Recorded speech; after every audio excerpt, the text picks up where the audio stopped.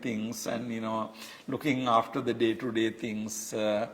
They don't seem to have been very worried about, their afterlife and, things like that. Life was pretty simple, and then people were trying to make best out of the existing things. They had enough day-to-day problems to deal with, how to earn the next meal and, things like that. So the whole question of the ultimate goal of religion or ultimate goal of religious life is a question belonging to the advanced religion, okay? Because in the advanced religion, you always have this concern.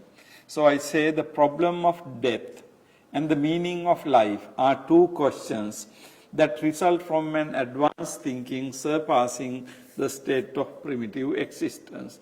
The problem of death. The history of the world has many instances when people search for a state without death. Gilgamesh, one of the earliest epics belonging to the Sumerians, is a testimony to this. Actually, this whole idea, the problem of death, is a very interesting thing, because, in a way, somebody can ask, what is the problem of death? Anyway, we die. But that itself is the problem, really, because if we really think about it, death is a difficult problem. When you are young, of course, you don't think about it very much. And also, in the Buddhist tradition, we know there is a meditation called Marananusati, right? But Marananusati is usually not about your death, death in general. Okay. Death in general is no problem. Death in general is no problem. But death, your own death, the possibility of my own death is not an easy thing to deal with, right? It is not easy. It is very difficult. You remember this recent story in Thailand, this young group of children went into a cave and, they could not come out. And it's a remarkable story because, no hope for life, limited food. And, those are situations where you are really confronted with death. And this story says that, these guys were directed to meditation. I hope someday there will be a good movie, at least telling the story, what really happened. But, it is a very fascinating but frightening story. Because death, the problem of death is a very interesting thing because, it's an enigma. It is a puzzle always because, somebody talks, eats, walks around and suddenly becomes still. And you don't know what happened.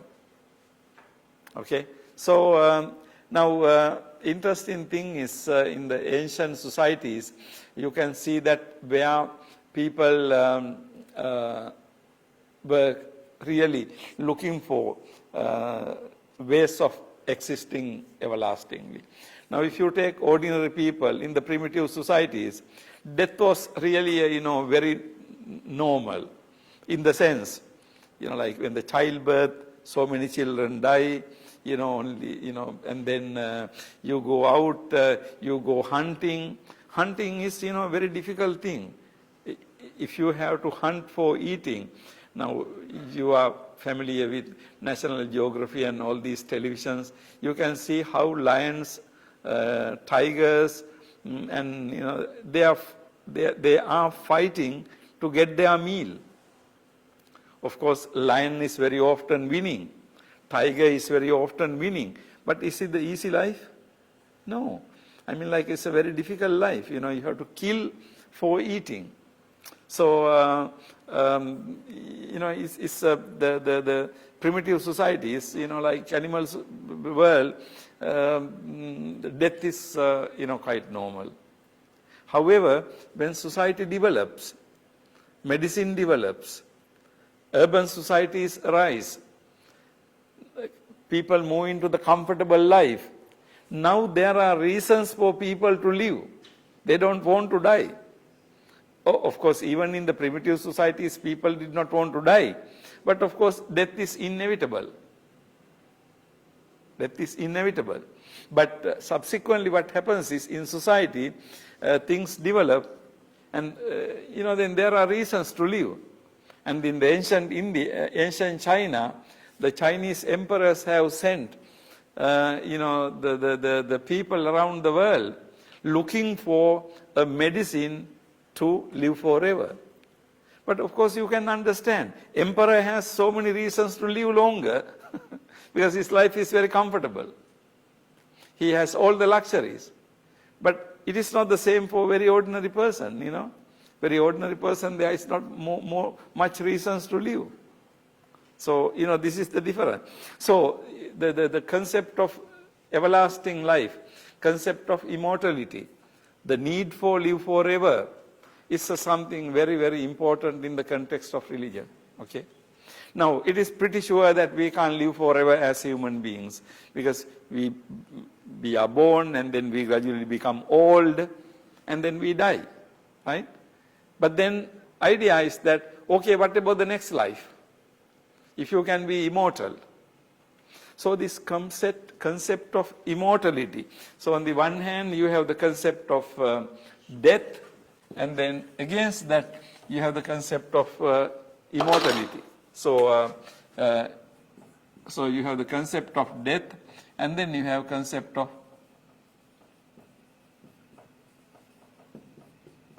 immortality. So the concept of immortality is to live forever. Now, as I said, Chinese emperors tried to find a medicine to live forever, live longer in this life, because they want to enjoy the life.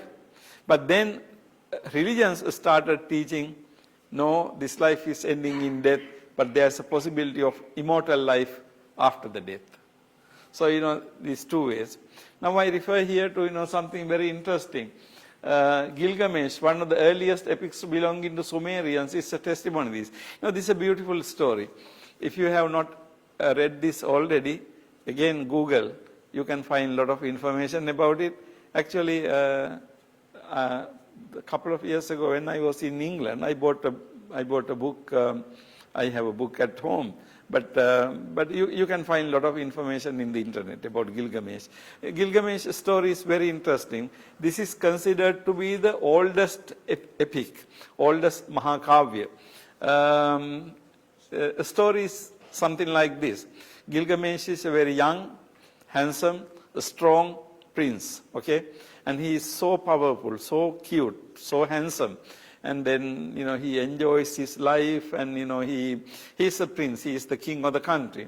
And then the gods, of course, according to the story, gods create him in such a handsome manner, but then gods cannot control him. Because, he is so young, so energetic, he fights, he does all kinds of things, he goes to any woman he likes, and, nobody can control. So Gilgamesh goes wild. And then gods wanted to control him. What gods did was, gods created another man, like Gilgamesh, equally strong, very handsome, and very young.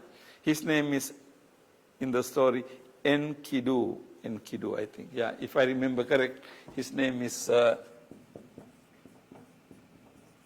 Enkidu. So actually, gods wanted to Enkidu to control Gilgamesh, something like that. But what happens is not that. Gilgamesh and Enkidu become very good friends. Okay, they don't become rivals. They become good friends. And then after becoming friends, they do a lot of very good things for all their country. There were some demons who are harassing people. They went and fight them and kill them. And like that, they were doing so many great things now together. Okay, they didn't become enemies. And one fine day, his friend Enkidu just died. And he's dead. And at this moment, Gilgamesh cannot understand what happened to his dead friend because his friend is so close to him. He liked him so much. So when he saw Enkidu is dead, Gilgamesh thought that he is also dead, something like that. Because he could not really understand what really happened. Because Enkidu was so handsome, so strong, everything, but he died. Then Gilgamesh, do whatever the final rites, but then Gilgamesh he thinks that no, this life is no good. If this happens to me, what is the meaning of this?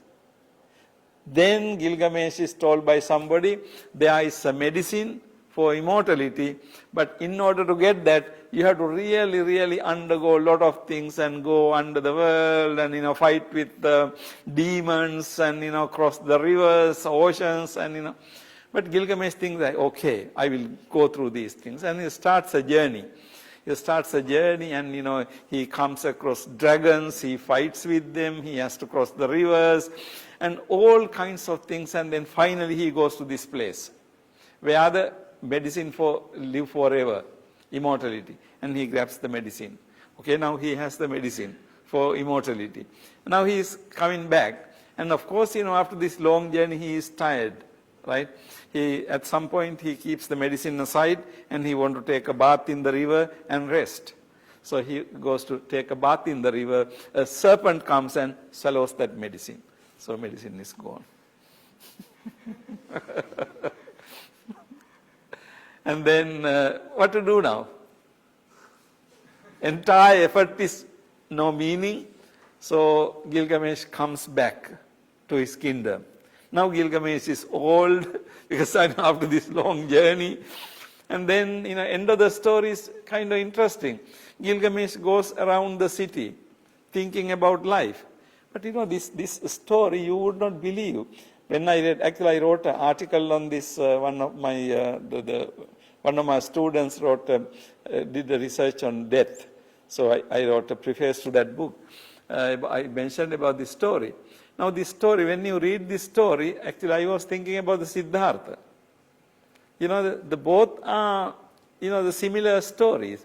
Now Gilgamesh's story is a very interesting thing because Gilgamesh is looking for some medicine in order to live a life, like everlasting life. But the problem is death. Because if life ends with death, what are you going to do? So you have to live forever. Now look at the Siddhartha's story. Now in the Siddhartha's story, he goes to his park with his charioteer, and then first day he sees an old man, and then second day he sees a sick person, and then third day he sees a dead body. Now isn't it this very similar story? Then what happens to Siddhartha? Siddhartha gets so upset. Because actually the possibility of death is a serious thing. If we think it carefully, it kind of let us lose everything, you lose. So Siddhartha decides to leave household life and all his pleasures. Because, the story he asks, will it happen to me? Then Charity says, yes, you will get old one day, you will get sick one day, and then you will die one day. Then Siddhartha thinks, then what is the meaning of this? Now, like Gilgamesh, Siddhartha is also looking for immortality. Right? Gilgamesh is also looking for immortality. But between the Siddhartha and Gilgamesh, at least there may be 2000 years. Because the Sumerian story is very old. Siddhartha's story is not that very old. But again, Reverend, the similar situations, people can have similar ideas. But only thing is, Gilgamesh concept of immortality is very physical. His concept is very physical. But you can see Siddhartha's concept is not that. It is a more philosophical. Because not like Gilgamesh, Siddhartha had developed religious thought. By this time, it was the middle Upanishadic period. People were thinking of Atmanang Vidhi, self-realization, Atma Vidya, Adhyatma Vidya. So Siddhartha had a very developed philosophical background. Actually, Gilgamesh didn't have. Because in the ancient Egypt, 2500 years ago, before the Christ, was a fairly primitive societies actually. They did not develop all these philosophical ideas. But case of Siddhartha is different. For Siddhartha, there was a more philosophically developed idea. So when he left, Siddhartha was looking for something different. And then finally, I will make this story very short. So Gilgamesh doesn't find the medicine for immortality. What is the meaning of the story? Of course, the story doesn't say it, but according to my understanding, according to Buddhist interpretation, the meaning of a story is you cannot have a medicine to live forever. I mean, that's the story, right? I mean, physically you cannot live forever. But today, you know, we are living in a different, changed world. I mean, say about 50 years ago, 100 years ago, when you are after 60, you are very old. But then, you know, today people are living 70, 80, you know. Life expectancy is very long today because medicine is so good. So those days when you are old, 50, 60, you are old. But today we are not considered to be old at that level. I mean, age. So like that, you know, life is different. So the difference is for Gilgamesh, it was the physical existence. However, more philosophical view is different.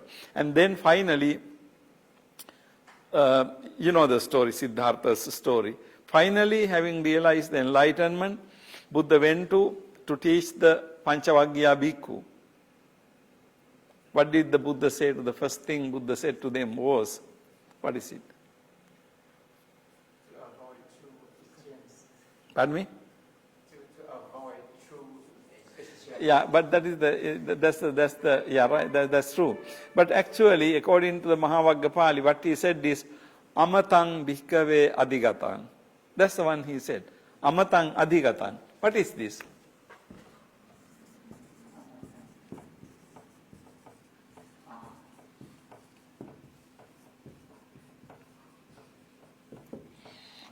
What is?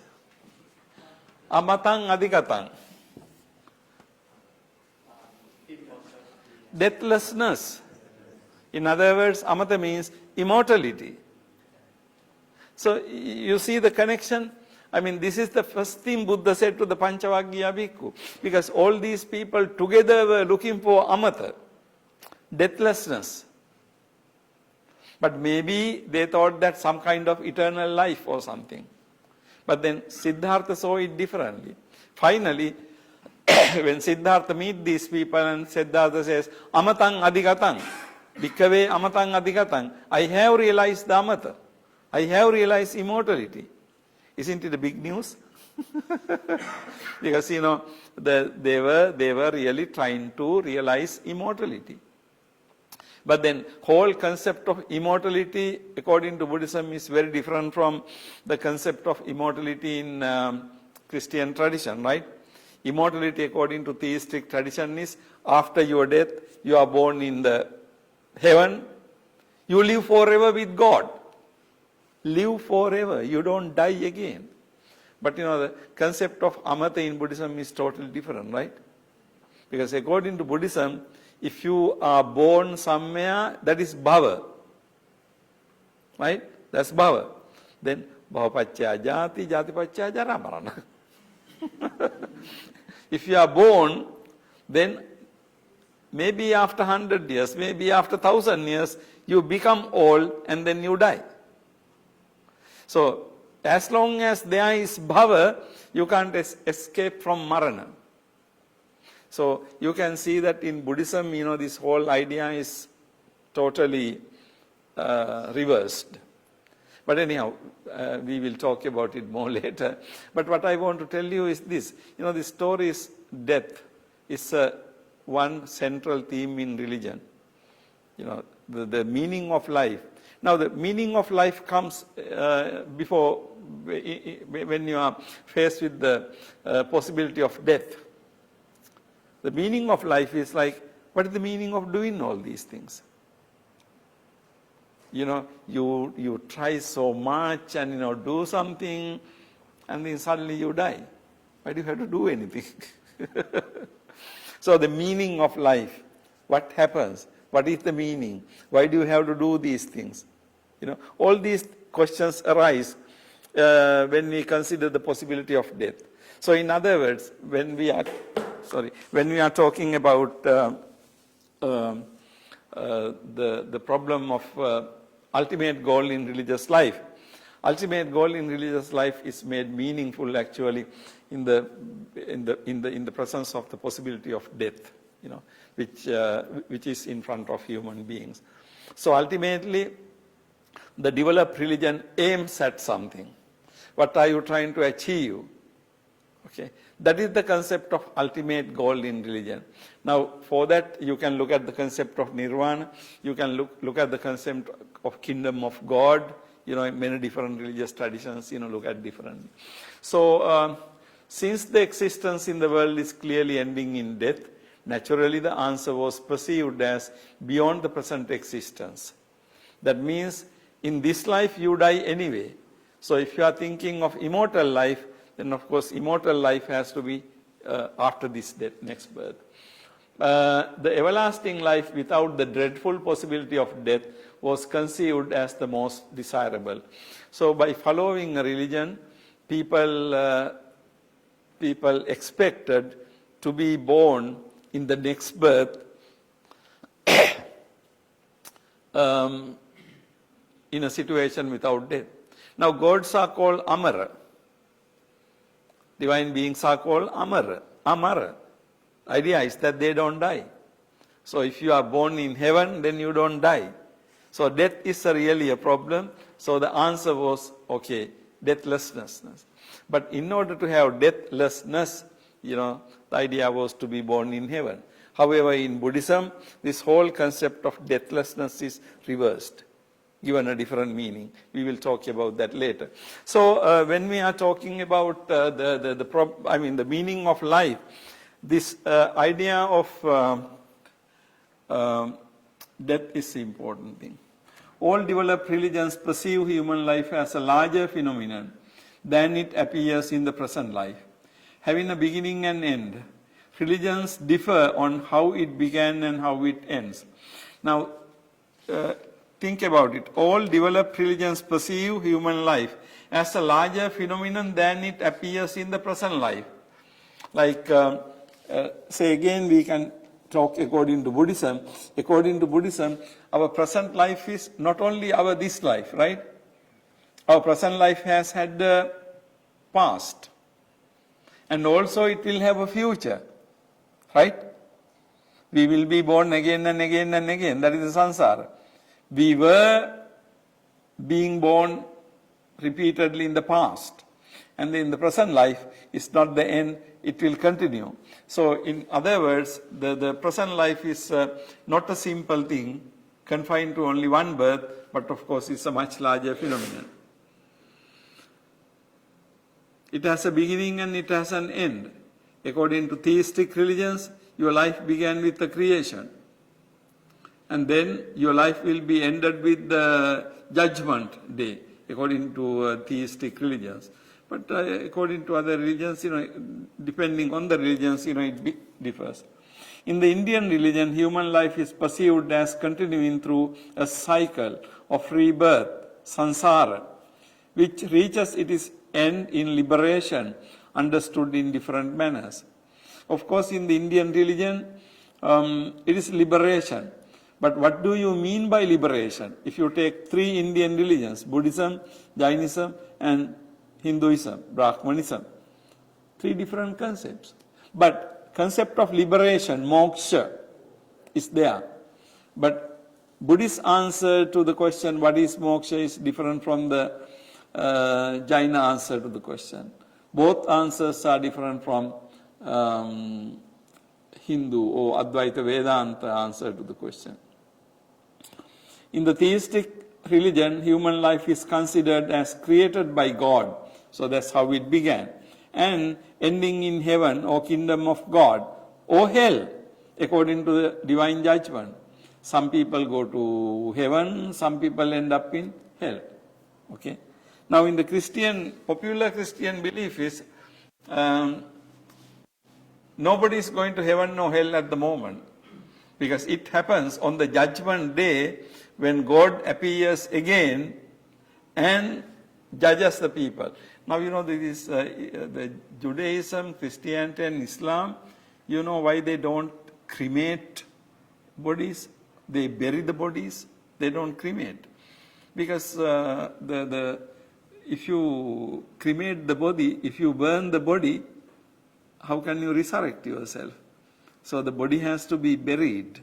That is the idea. Now in the Islamic religion, they don't do anything to the body. Within 24 hours, they bury it. But in other religions, they can keep body. But the doing harm to the body associated with this very gross idea. So the idea is that you bury the body, not burn it.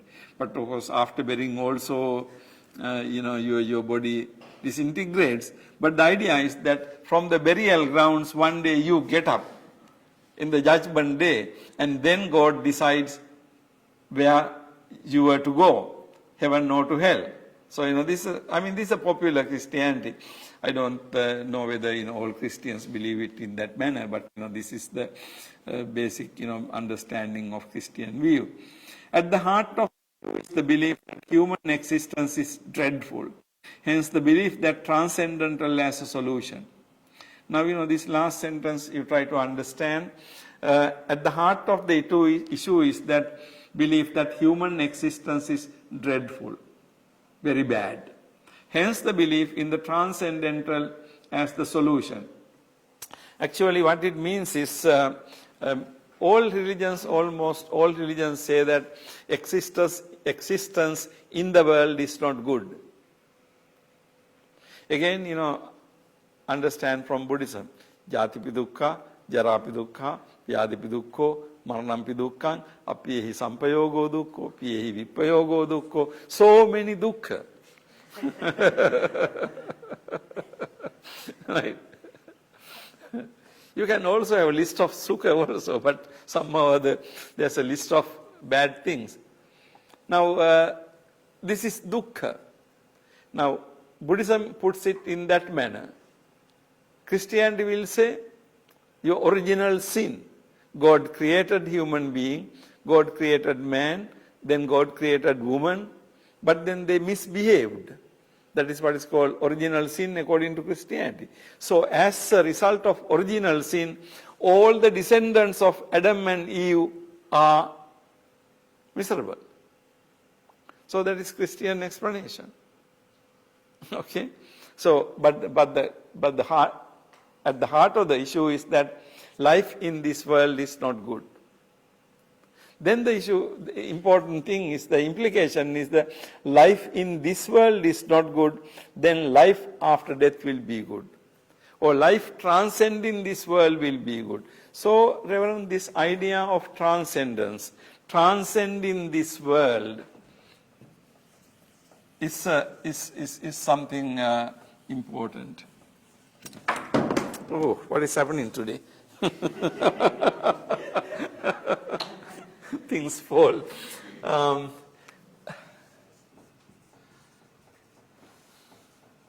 Transcendental. This T capital, transcendental. Actually, this is transcend. Transcend means goes beyond.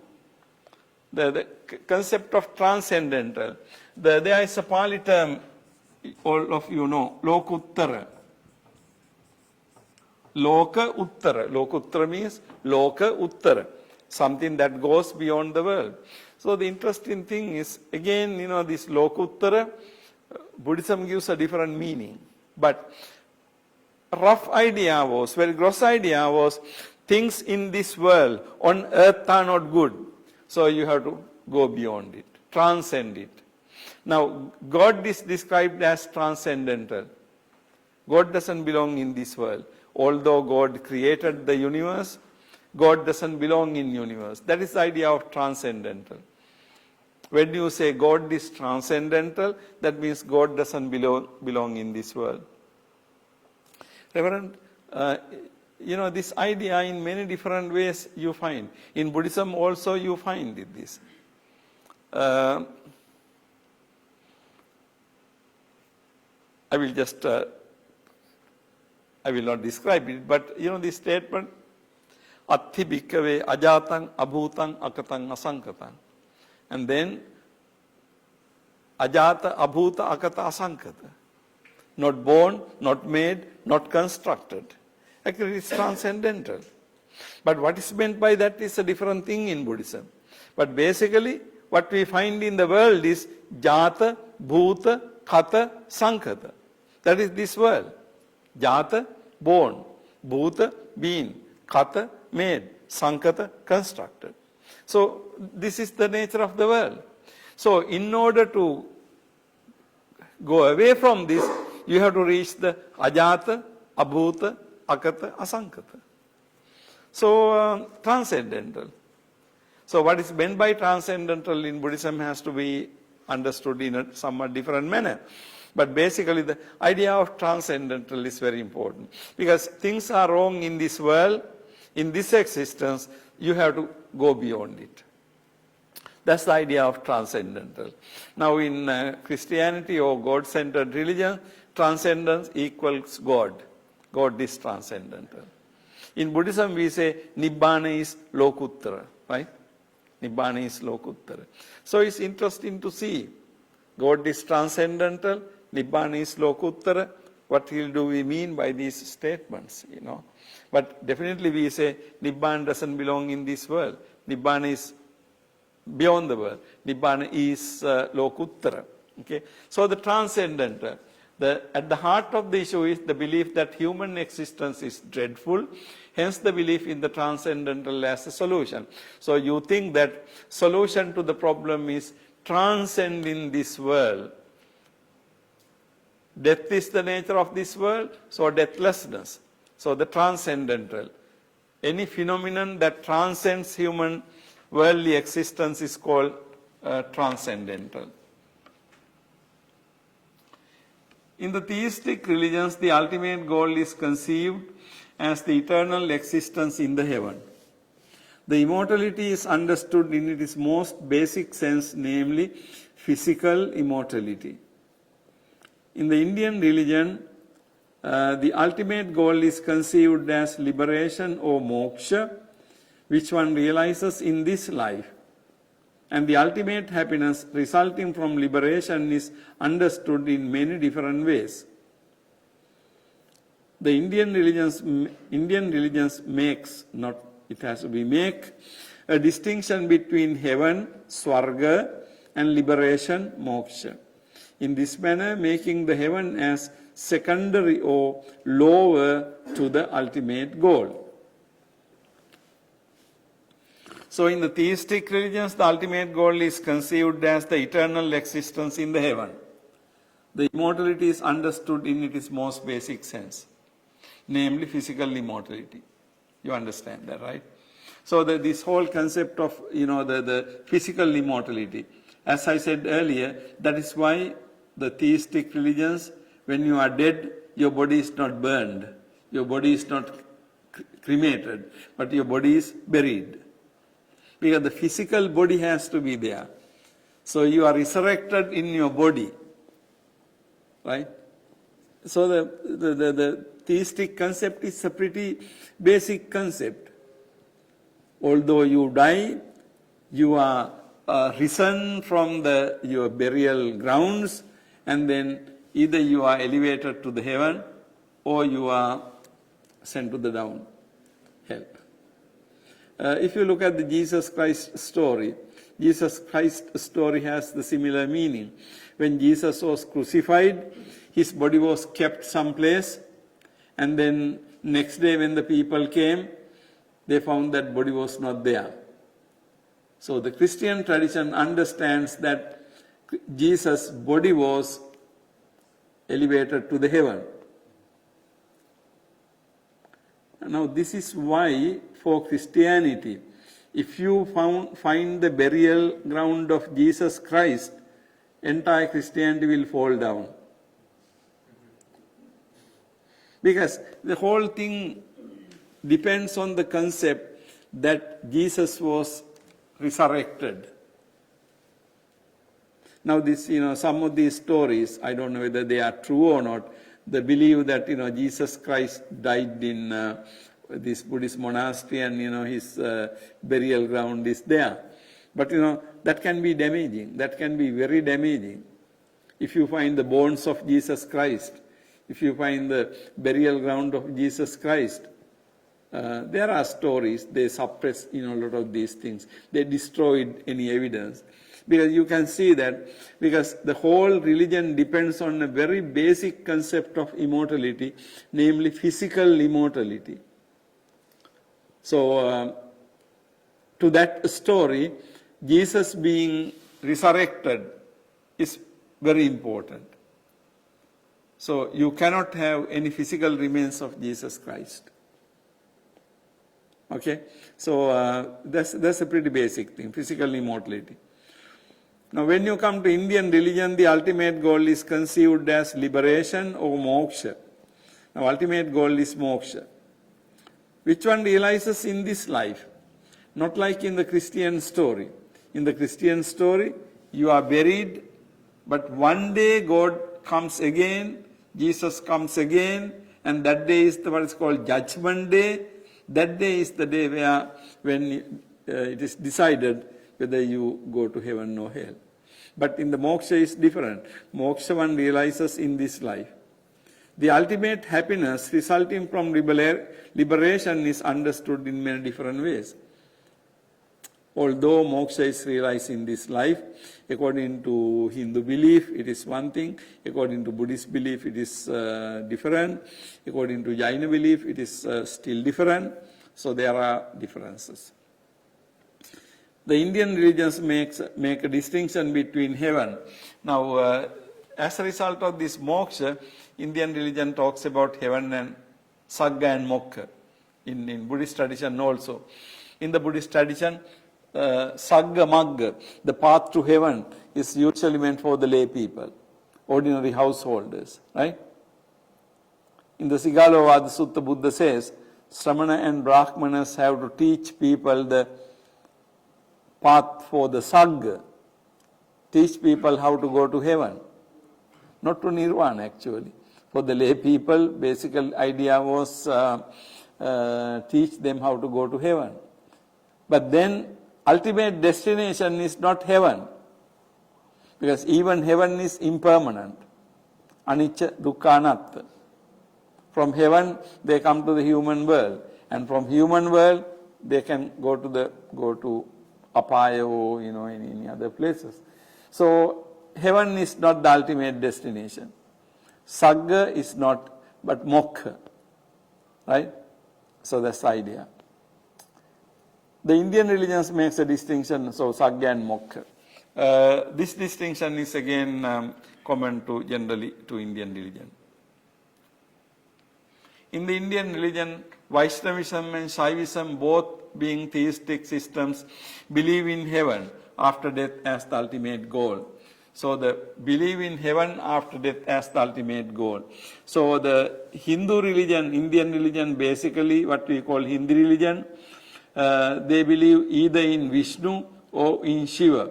Those who believe in Vishnu, in English we say Vaishnavism, Shiva we say Shaivism, Vaishnava, Shaiva, those are the two Sanskrit terms. So either you are Vaishnava or you are Shaiva, you believe in heaven after death as the ultimate goal. However, Advaita Vedanta, although a system belonging to Hindu religion, is non-theist and believes in liberation from the samsara as the ultimate goal.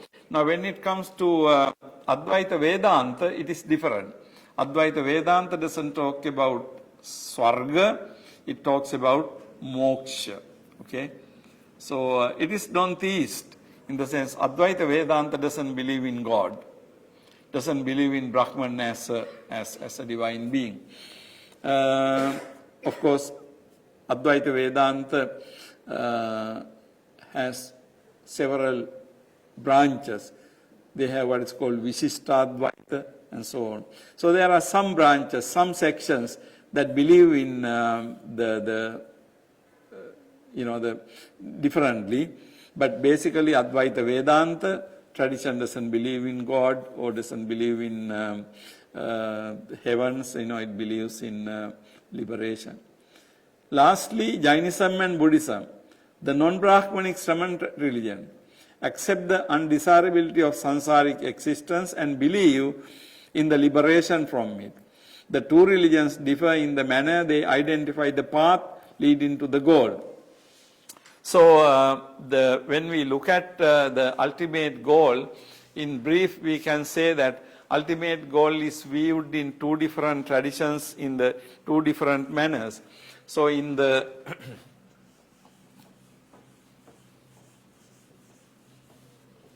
theistic traditions, the ultimate goal is considered to be the heaven. In the Christian tradition, you can say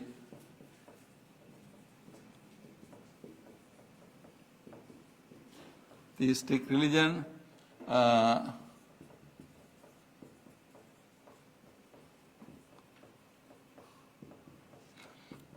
basically it is the kingdom of God. The theistic traditions is kingdom of God, or you can say heaven, Swarga, Pali Sagga.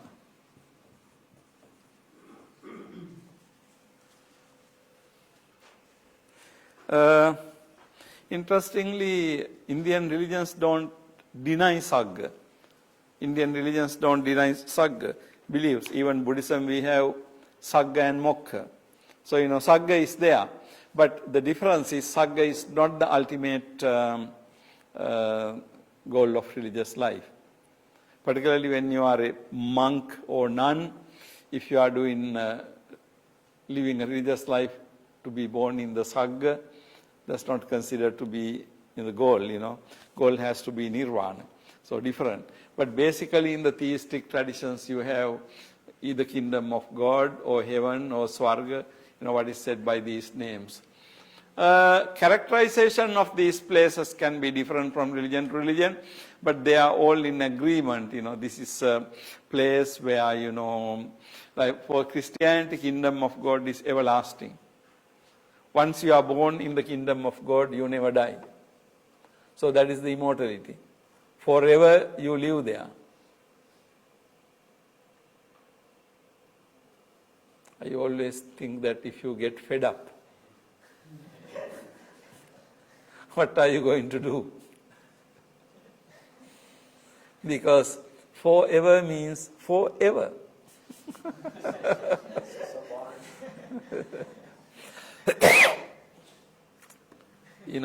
So this, when you say forever is a very problematic thing. Because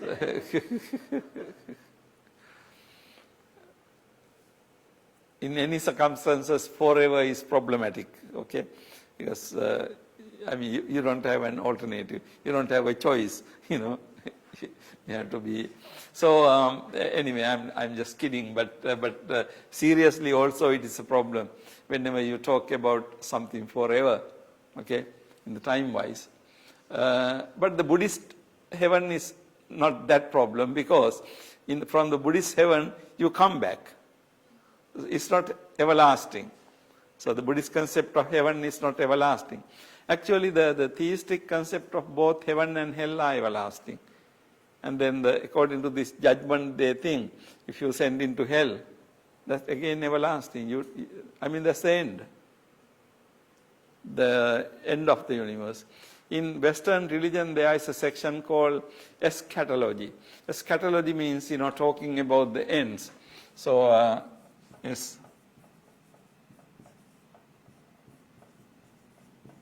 eschatology. Eschatology means talking about the end, the teaching about the end, because they truly believe that, at one point everything will be over. Okay? Now this is the belief. Okay, according to this story, okay, universe was created by God at this point, and then it lasts, and then it ends here. So this is the beginning, and this is the end. They believe in something like that. So this is the point God created, and then this is the end. Eschatology means things about the end, what happens at the end. Okay? So eschatology. So they seem to be thinking that, truly, things will be over. All accounts will be closed. Some people will be sent into heaven, some people will be sent into hell, and then everything will be cleared, and that is end of the universe. But this idea is very different from the Buddhist idea. Buddhism believes in the cyclical existence, right? So it goes like, Sangvatta, Sangvattamana, Vivatta, Vivattamana, and it goes on like this. No ending. There can be temporary ending, but again it begins. So actually this eschatology, or this ending things, is quite different according to religion. So strictly speaking, in Buddhism we are not talking about eschatology in the sense, the things ultimately finding ending. But in a universe, in a belief system which you believe that everything started at some point and then ending at another point, after that everything will be over. No more world, no more people. But the Buddhist concept of samsara is not limited by this world. We are believing in 10,000 world system. Dasa, Sahassi, Loka Dhatu, right? So, people, these are important things for you to think, okay? Because we are conceptually how different each is. One concept starts from here and goes here and ends. Sometimes in the churches, I don't know, you see it here. In many places, even in Sri Lanka, it says, Jesus is coming soon. Huge billboards. Jesus is coming soon. The idea is that, Jesus comes and judges and the world will be over. Okay. In fact, I was reading something yesterday, a couple of days ago. Early Christian people, after Jesus, just after Jesus, even Jesus seemed to have believed that world will be ending. And the early Christians, like just after Jesus, they thought that at any moment world will be over. But for some reason or other, it has existed now more than 2,000 years. But still,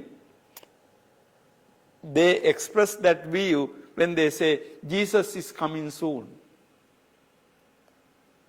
Because the idea is that Jesus will come soon, and that will be the judgment day, then everything will be over.